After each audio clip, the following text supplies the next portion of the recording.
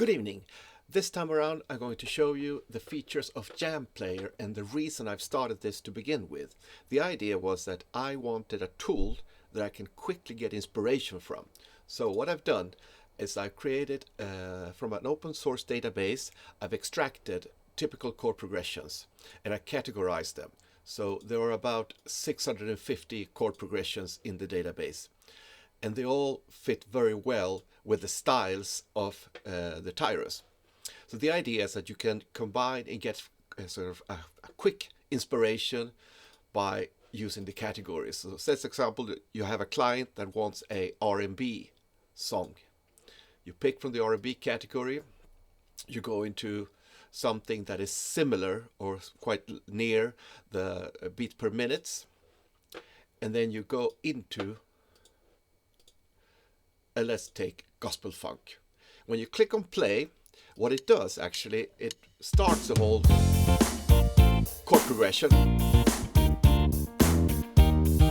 and you can of course play along, just enjoy the product like this. That's the whole point. And as you can see, it changes the main variation. I map, so intro, verse, chorus, they map each other in the sense that it uses the main variation A and B. And you can also detect that beyond that, it actually in the last bar adds a fill in. So it's an overall way of playing with the styles. But that's not what I want to show you. What I want to show you is that you can actually now say that you got inspired by this and this is something you want to build on. Then what you can do is that you can right click on it and say you want to record this with main B, and then you want the fill in of main B. Click on record.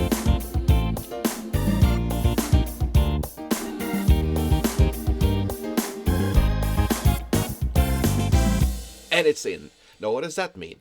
All you have to do now is drag and drop into the Cubase. Bang! There we go. So it's got all of that nice sort of information. What about the chords, you say? No problem. Let's take the chords. Same thing. You drag and drop into the chords. Right click and have Cubase get you the chords. There you go. That's how easy and how quickly you can start working with Jamplayer in Motif.